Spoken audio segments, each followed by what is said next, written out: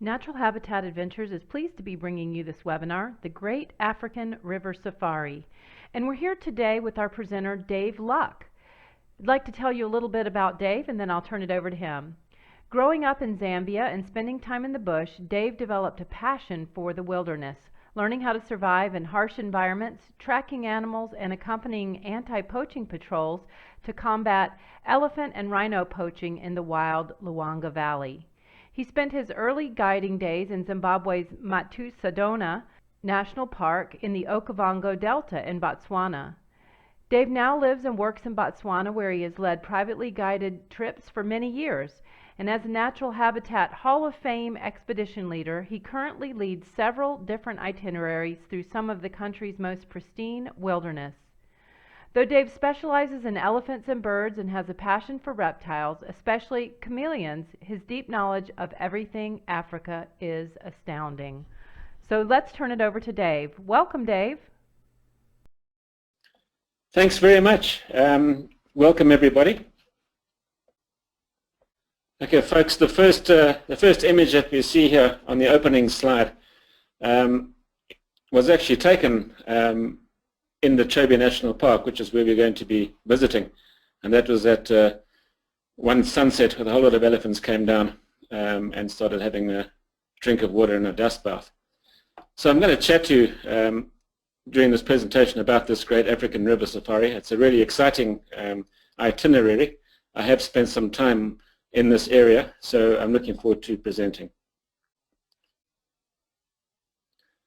There's a slide of me here. The next slide, you can see there's a photograph of me that was taken in Uganda in Kibale National Park during one of my guerrilla safaris. And the inset photograph is one of me up in, well, down in the Antarctic actually. I had an opportunity to go and visit down there. So I really love being out in the outdoors.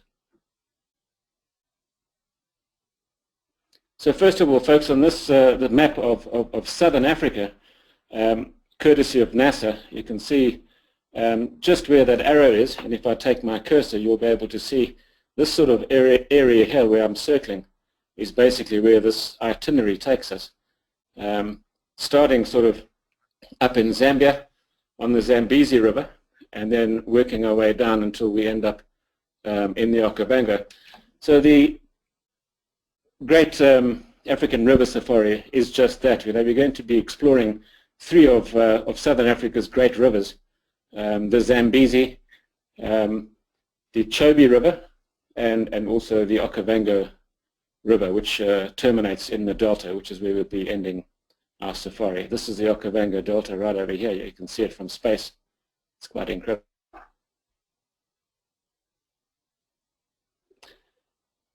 And this slide, folks, is basically our route plan, and we start our trip at a camp called Tokalea, which is situated on the Zambezi River in Zambia. It's in a small little game reserve, and we start our safari there. And then what we do, this is just a trip overview, I'll just go through it. We drive by vehicle. It's probably about an hour drive if you follow the cursor, and we go to a place called Kazangula, which is the border post between Zambia and Botswana, which is where we're going to be having most of the safari.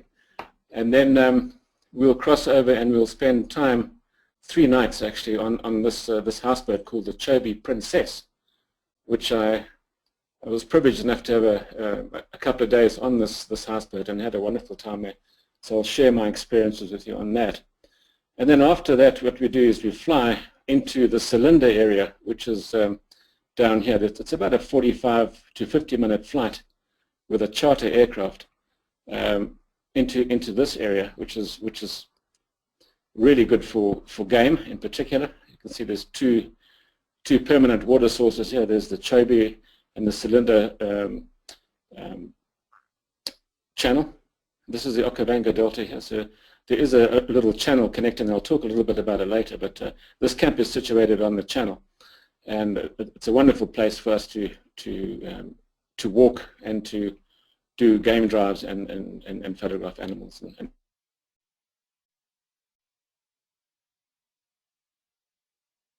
explore this area here. And then after that, we fly into the Okavango Delta, the big hand that you see over here, the Okavango River coming through, and then spreading out into this alluvial fan. We're going to be staying at a camp called Little Tubu, and that is on an island right in the heart of the Okavango Delta. We'll be spending 3 nights over there, a wonderful camp. And then finally flying to Man, which is the end of the safari. Here's a slide just to show you what the Okavango Delta looks like, especially when the floodwaters are in. And we'll have an opportunity, especially during this dry season, to see that by a light aircraft. This is an image of one of our aircraft operated by Wilderness Air that will be transporting us from camp to camp. We'll either be using a 6-seater, or in this case, as pictured here, a 14-seater Grand Caravan, which is a Cessna. And you can see underneath there's a pod for luggage. There's an overhead wing, which is really nice too, because you can have unobstructed views and good photographic opportunities while we fly low over the regions we'll be operating in.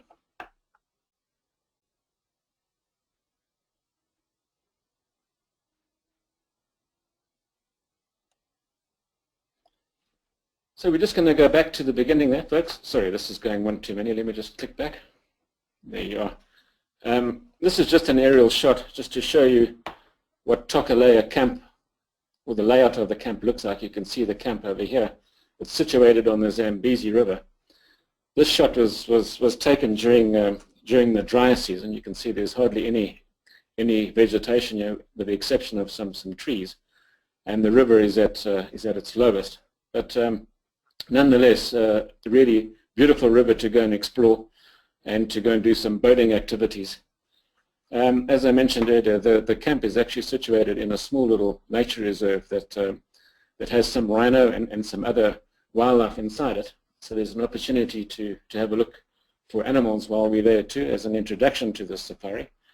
But I think we're only there for 1 night, so we're going to have to, we normally go and do a boat cruise and go and visit the Victoria Falls, which is really nice, and it's of course on the Zambezi River. This is a shot that's taken of the Victoria Falls, with me standing on top of the falls, sort of looking towards Zambia. You can see in the distance this is Zambia over here, and this is taken just after the rainy season. You can see just how beautiful it is.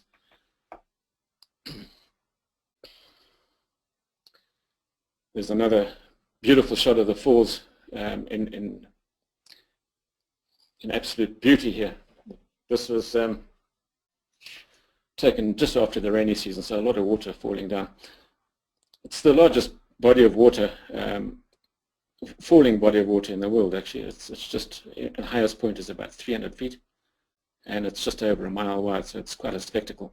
Of course, certain times of the year, you're only going to see this amount of water certain times of the year. Normally from about March through to about May, June, you'll be seeing a fair amount of water going over. But nonetheless, it's a spectacular sight on the Zambezi.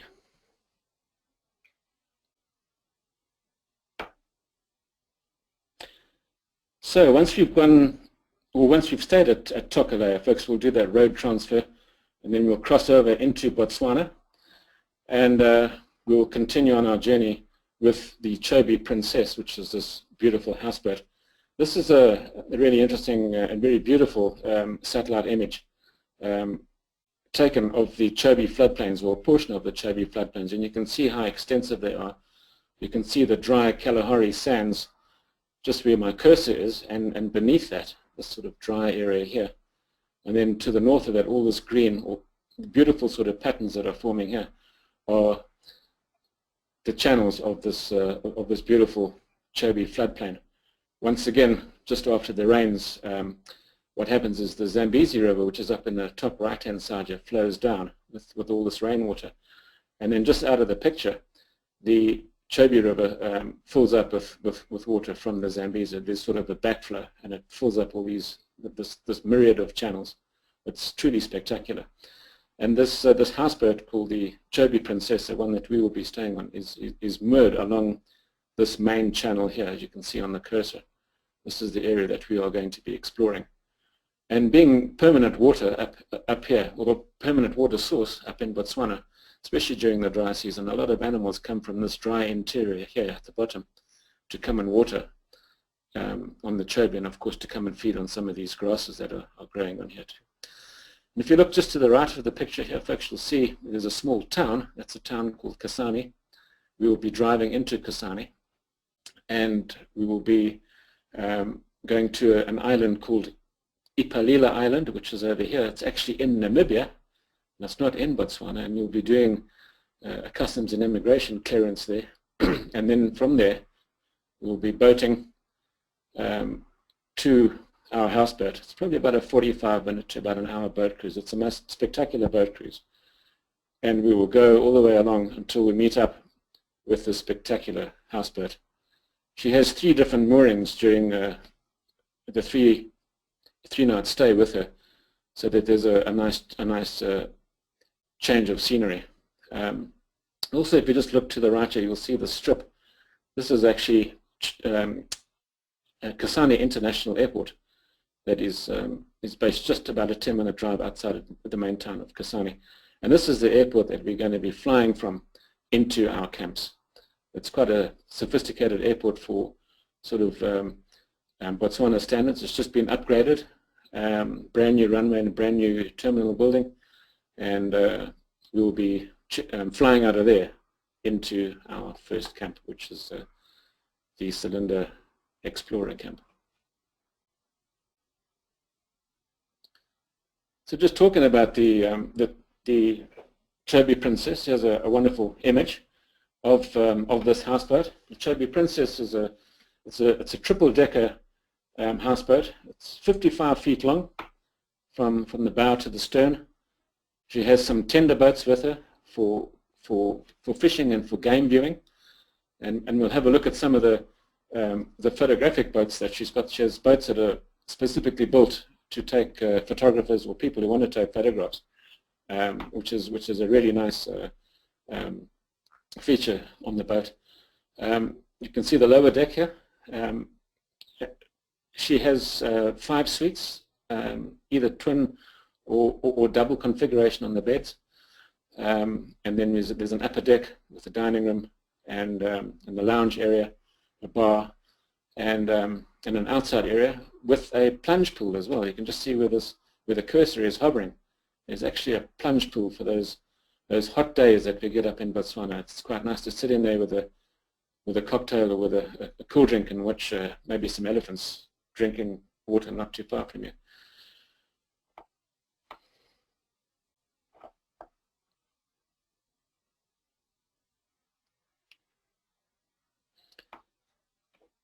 There's another shot of the Chobe Princess. You can see there's a fish eagle to the top left of the picture here.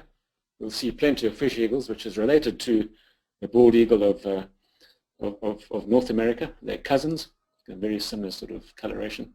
This one is sitting on this perch. It's a favorite perch of a pair of fish eagles in this area, and they like to sit there and scan the water for any potential fish prey. So there's a great chance of seeing and, of course, photographing fish eagles. They're very relaxed and they are quite photogenic.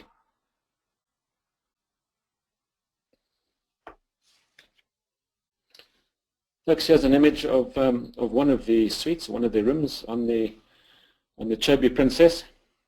As I mentioned earlier, you can either have a twin bed configuration, as in the case here, or you can make a double configuration. I think what they do with a double configuration is they push the 2 beds together and they put different sheets and a different comfort around. But very pleasant, very comfortable, nice big open windows, glass sliding windows, as well as bug gauze on as well, so that you can sleep and have a breeze coming in there, which is really nice during the day. The rooms are air conditioned. They do have 220 volts electricity too. There's a centralized cooling system throughout this houseboat. So even up in the dining room and the lounge during the day, if you're sitting up there and you're relaxing, It's nice and cool. Your rooms are nice and cool. There's an iPod docking station upstairs too, which is really nice. And for those that need to blow dry their hair, there are even hair dryers on request on this boat, which is quite nice. Very, very comfortable indeed. Just waiting for the next. There you go. There's the other side of the room. Nice hanging space for your clothes. Once again, a beautiful view outside. And they all have ensuite bathrooms with a really nice big shower, hand basin, and flush toilet as well.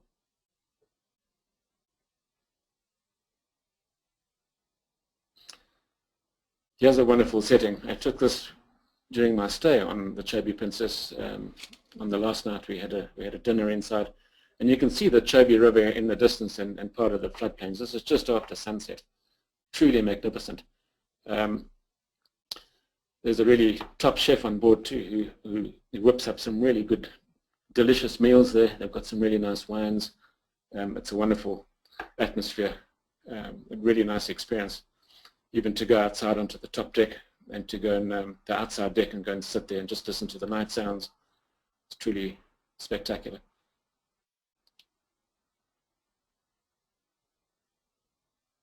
There you can see the lounge, a really nice image here of the lounge. The plunge pool or the jacuzzi over there, and this really nice outside area where one can sit quite comfortably and download your images during the day, or take a book and relax with a drink, or just sit outside and just soak up the sun and just relax. It's really peaceful.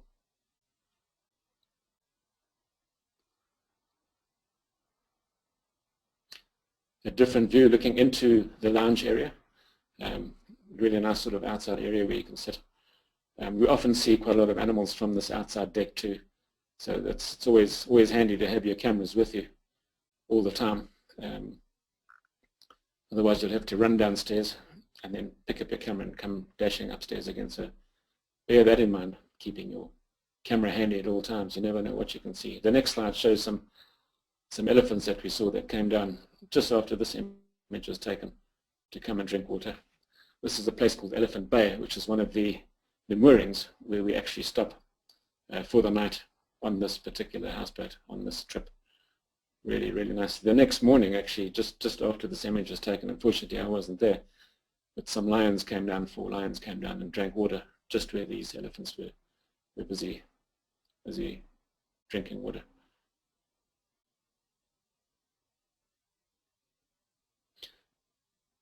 So for those that are interested in photography, as most folks want to take photographs on their travels, on their safaris, the Chobe Princess has this boat. It's made out of aluminum. It's really, really nice. It can seat 6 people, but it can actually take an additional seat as well. And you have a guide that goes out with us, and we go and do sort of a game cruise with the boat. It's quite something. A lot of the animals are quite accustomed and habituated to boats on the water, so one can get relatively close to some of the animals and get some magnificent pictures. Here's just a close-up of what the boat looks like. You can see the chairs over there that actually turn 360 degrees. And if you have a look at the inset here, you can see the chairs do actually swivel, which is quite nice. Each one has a bracket attached. If you just have a look where the cursor is there, that actually supports an arm. It's a hinged arm where one can mount your camera. You can see in this particular picture. So really easy to use and fantastic. You don't have to hold the camera. You can just put your camera in there. Some folks are quite comfortable just hand holding their cameras, but you know, when we see elephants drinking, or if you want to get a nice panoramic shot, it's always nice to have a bit of stability. So that's a nice feature on this particular boat.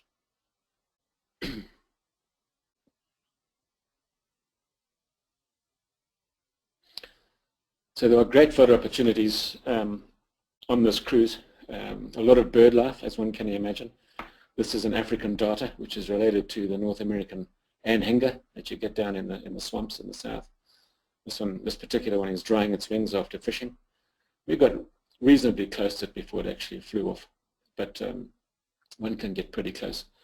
Here's another image I just slotted in just of an African pied kingfisher flying low over the water. Just some of the endless opportunities that we can have with birds on this particular trip. And of course, during the dry season too, as I mentioned earlier, a lot of the waterholes inland of the Chobe National Park are dry. The water doesn't taste too good and it's starting to turn into mud. A lot of the water-dependent animals, like the elephants, who drink vast amounts of water, vast quantities of water, tend to come down, especially during the late afternoon. From midday, actually, towards late afternoon, they come and drink water and cool themselves down along the water's edge. You can get fantastic sort of images of elephants as well as other animals that come down and drink and feed near the water's edge.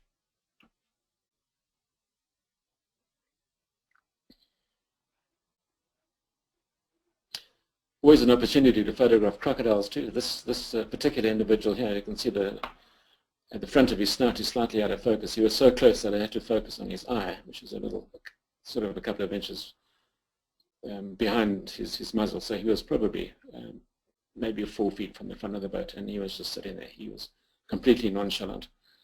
But you know, a great opportunity to photograph crocodiles and also monitor lizards, Africa's largest monitor lizards, and that we get on the Chobe itself.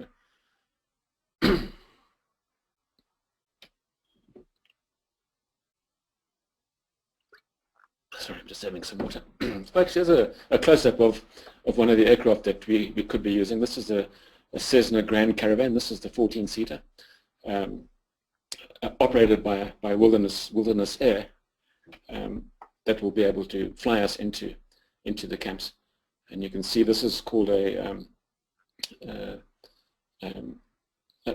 normal shutdown. You can see the propellers obviously still, it's been shut off, and people are embarking on the flight.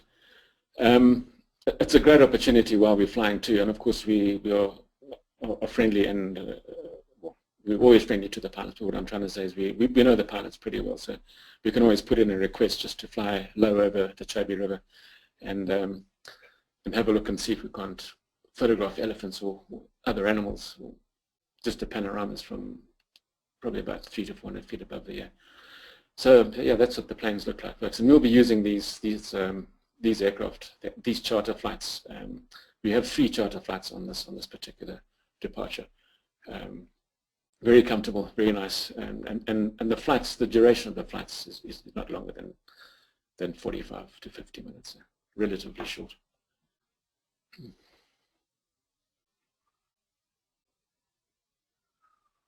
So once you're done with the Chobe Princess on the Chobe River, we fly out of Kasane International Airport, about a 45 to 50 minute flight to this place called the Cylinder area. And this area here is called the Cylinder Spillway. I'll just chat a little bit about it. This is the Okavango Delta on the left here, the Okavango River, or the Panhandle over here. And during the really good flood, and of course depending on what's happening with tectonics at the time, because of course the Okavango Delta has 3 distinct fault lines. One runs through here and continues up this side into the Chobe, and there are another 2 down the bottom here. So depending what's happening as far as tectonics are concerned, and of course the amount of water coming down the Okavango River, there's a channel that flows through here. It's called the Spillway. You can just make it out as I trace it. And when there's a large flood coming through, then of course it'll connect with the Chobe, or the Lanyanti River, which runs along here. So the Cylinder Explorer Camp is situated along this Cylinder Spillway. It's a truly spectacular little camp. We're going to be spending 2 nights there, and it's a great opportunity for us to see animals and on game drives, and to do some walking, and also to do some canoeing, all depending on how much water is in the channel. And if you follow the cursor in this slide, you can see this part of the cylinder spillway just behind the camp. This is one of the camp tents, a really, really beautiful tent, sort of set in this sort of old bygone days of early safari, you know, back in the sort of turn of the century, the 1900s. This is how sort of Hemingway and Teddy Roosevelt would have sort of camped in East Africa during his hunting expeditions, you know. So this is why they would have developed this camp with that particular style, and hence the name Explorer. It was to do with Livingstone and of course with Selous, Frederick Courtenay Selous, the great sort of African hunter, conservationist explorer. A really beautiful area that we're going to be visiting too, teeming with a variety of different wildlife and different predators, lots of predators, but a really good opportunity for us to do some walking, which is also what I like to do and I'm qualified to do, to go and walk along these channels and of course get some exercise and get out of the vehicle, but also an opportunity to photograph animals from a grain drive vehicle. And of course, as I mentioned earlier, water levels permitting, it's a really good opportunity to photograph and to view animals, especially elephant, watering and feeding along the channel's edge. Really special.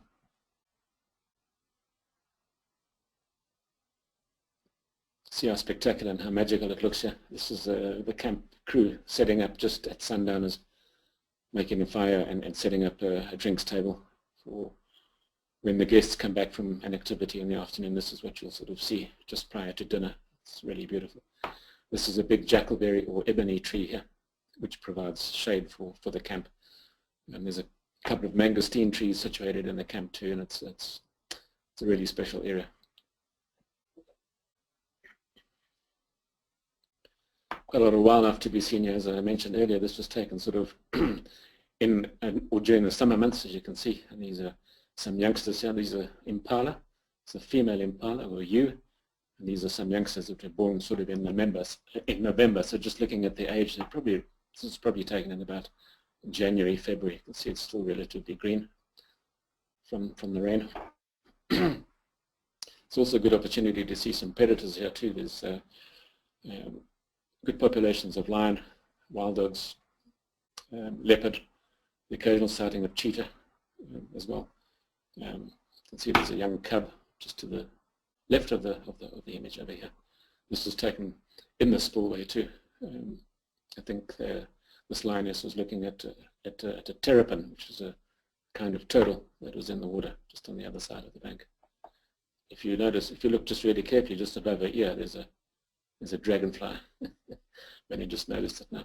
But a great image, and also great photographic opportunities to be had in this area.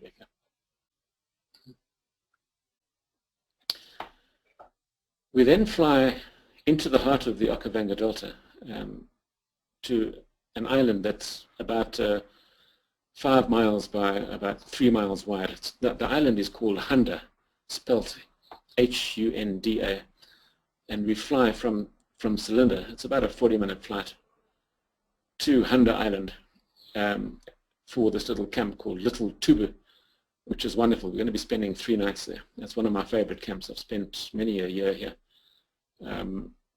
photographing leopards and other wildlife. A great little camp situated in amongst the trees on an island. Fantastic game viewing opportunities here too. But on the way there, we will, of course, try and fly a little bit lower over the Okavango Delta and try and witness or have a look at some of the floodwaters. This was taken fairly recently. I took this about a month ago, of new floodwaters that had just come in from Angola, which is a regime that happens every year. You get the Okavango Delta is inundated with fresh floodwaters. It's truly spectacular.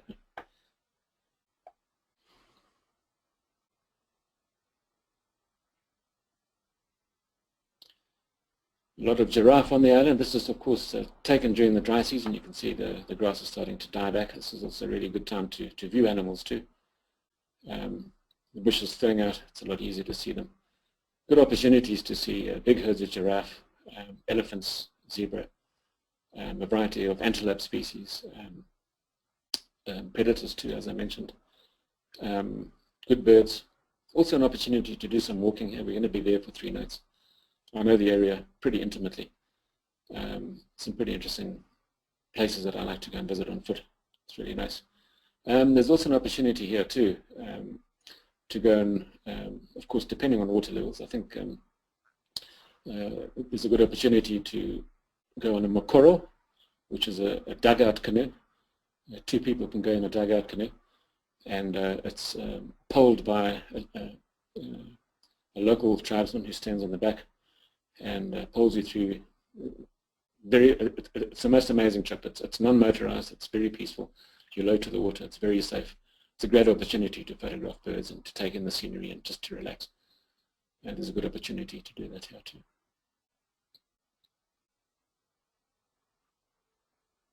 There's a photograph for the front of the camp. This is the main area here. This is the loo with a view. All these camps have got a magnificent sort of toilet setup, which is quite amazing. You know, you can sit in the toilet or be in the bathroom and have these beautiful view of animals in front of you. This vista. It's quite spectacular. There's an eating area outside. There's a swimming pool. There's 3 cabins, plus a 4th one that we'll use on the other side here. Another camp called Chobe, which is joined by a boardwalk. But you can see the camp is situated in this very shady island. It's truly a magnificent setup here at Little Chobe.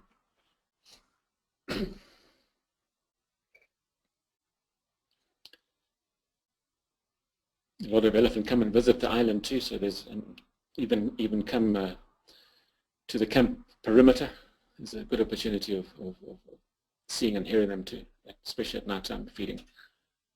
Great opportunities to photograph them. Northern Botswana has the largest population of elephants in Africa, especially during the dry season. So there's a good opportunity to see elephants throughout the trip in all the different places we stay in. Excuse me. One of my favorite cats, leopard. This particular female here was taken at Little Chobe. She's now, since this photograph's taken, she's moved on. She's moved into a different territory, but she used to be very relaxed with the vehicle and very photogenic, as you can see here. So we'll have, I think, some great opportunities on this safari to see these magnificent cats. It's my favorite cat, my favorite African cat. So I know quite a few individuals pretty intimately on Handa Island. So we'll see if we can find a few. During the summer months, African wild dogs, or painted wolves, as they're also known, also come and visit the island too, hunting impala and looking for new mates. So there's a great opportunity during the summer months to see them. I was there fairly recently, and we did manage to see a couple. So there's a good opportunity still to see them. Quite magnificent. By the way, this is the second most endangered carnivore in Africa, after the simian wolf, or the Ethiopian wolf that lives up in Ethiopia. There's probably close to 4,000 of these magnificent canids left in Africa. But Botswana has a healthy population. Even in the cylinder, we might have an opportunity to see some African wild dogs there. Folks, there's an image I just put in just to show you what it's like when the flood waters are in, and you can see on the left-hand side of the picture here, you can see some folks on some dugout canoes, on some mokoros, exploring the area by water. Just truly magnificent, absolutely wonderful area.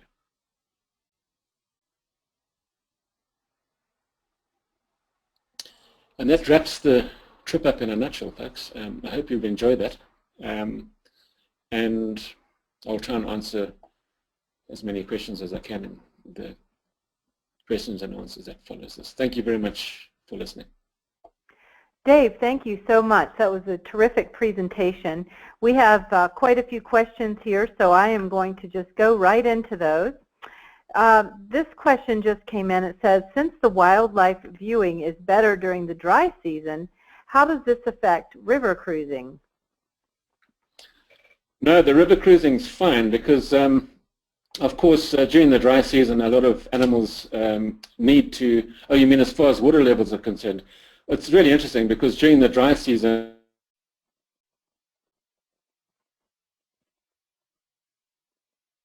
the river levels are actually at their highest because has come down from higher sort of higher regions and has filled up these rivers. So during the dry season, when there's no rain and there's no water inland, the water levels in the rivers are relatively high. So they won't affect the river cruise per se. It'll actually enhance the river cruise because there will be lots of water to travel on and to go and explore, and of course really good opportunities to photograph thirsty animals along the water. Well, that's good to know and actually very interesting. Okay, so photography. We have a photography question here for you. What type of lenses do you suggest? This listener says a macro doesn't seem that it would be useful, but maybe a 470 or a 7300. What are your thoughts? Yes, absolutely. You know, we're going to be seeing a lot of birds and of course wildlife as well. You know, so I would recommend, of course, the telephoto lens, or if you've got a DSLR that has a digital zoom, that's also fine. But anything from sort of about 100 to about 400 millimeters is actually adequate. You know, as well as a wide-angle lens. Of course, we shouldn't forget landscapes and people. You know, close-ups of people and the camp settings. And some folks might want to take photographs of their rooms, the beautiful rooms that they're staying in, or the beautiful camp staff, or the camps themselves. So it's always good to pack a wide angle. On that note, if one can, and if one does have a combination, you know, you can get these zoom lenses that can range from 35 millimeters or even 24 mils up to about a 300. That would be ideal. Bring one lens that can cover sort of both aspects of photography.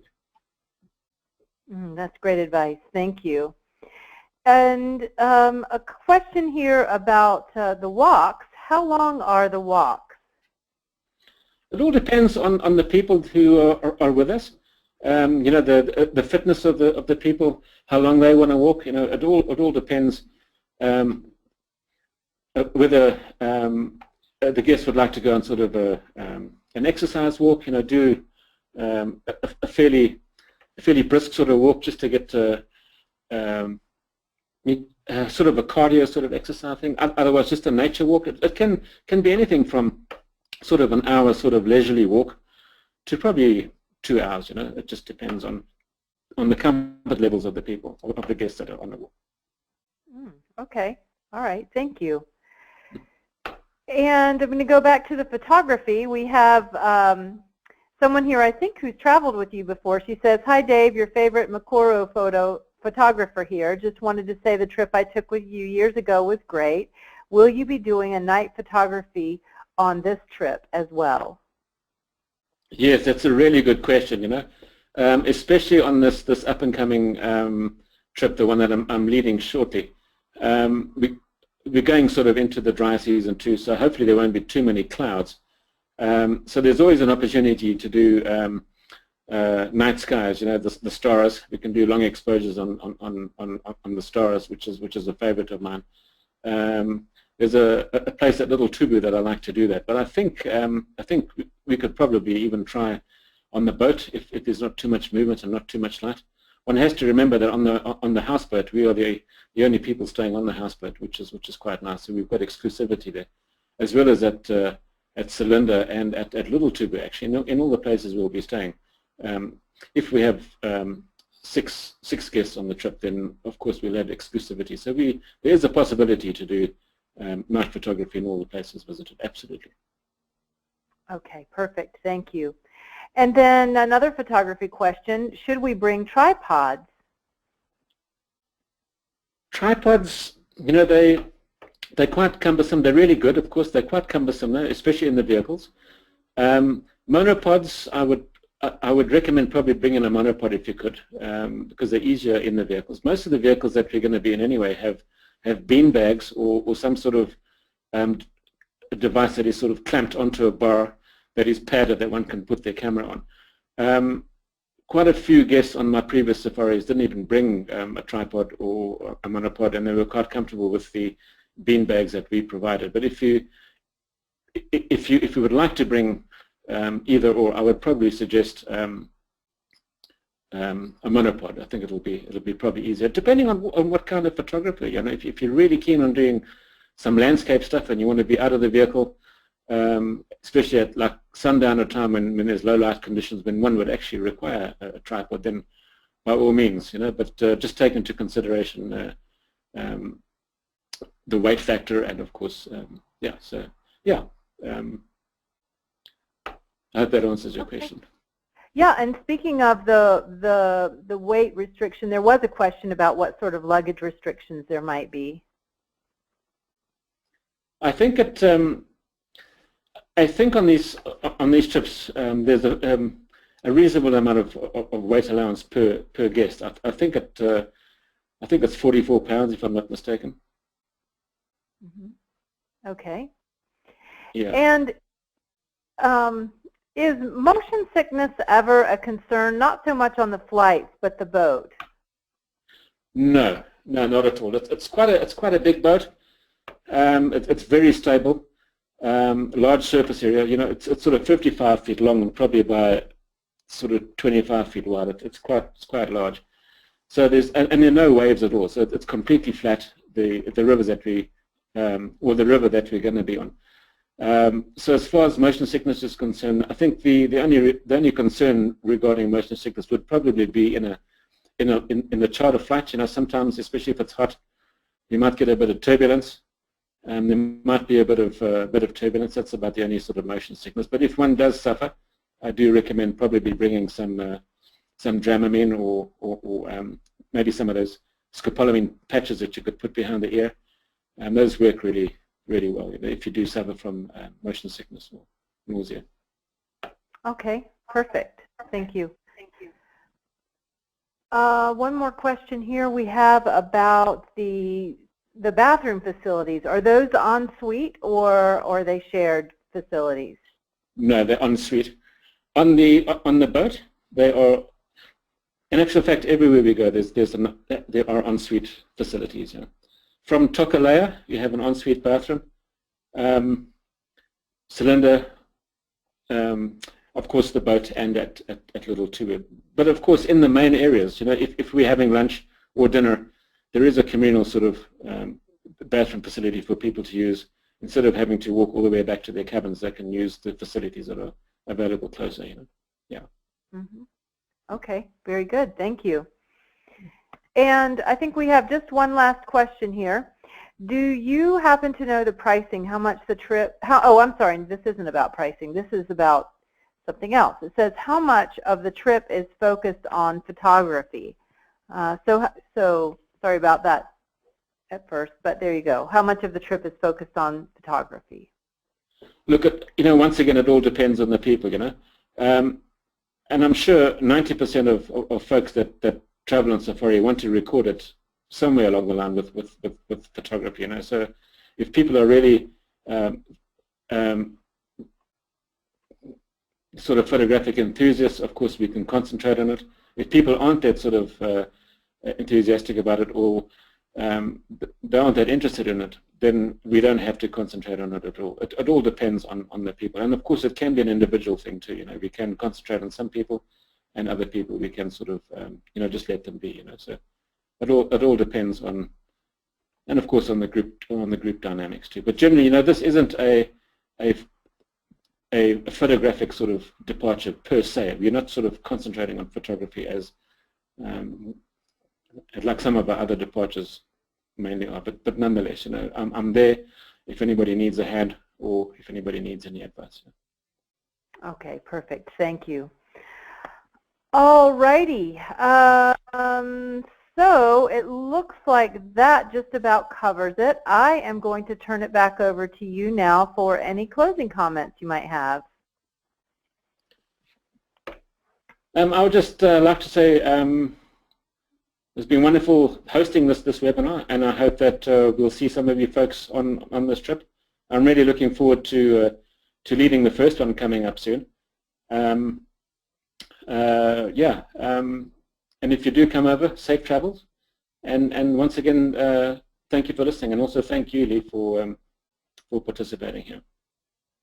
It was my pleasure. And just for those who may have come in after my introduction, I just wanted to let you all know that we did record today, and we will get the replay out to all of you in the next, well, actually, we hope to, by this time tomorrow, have it to you.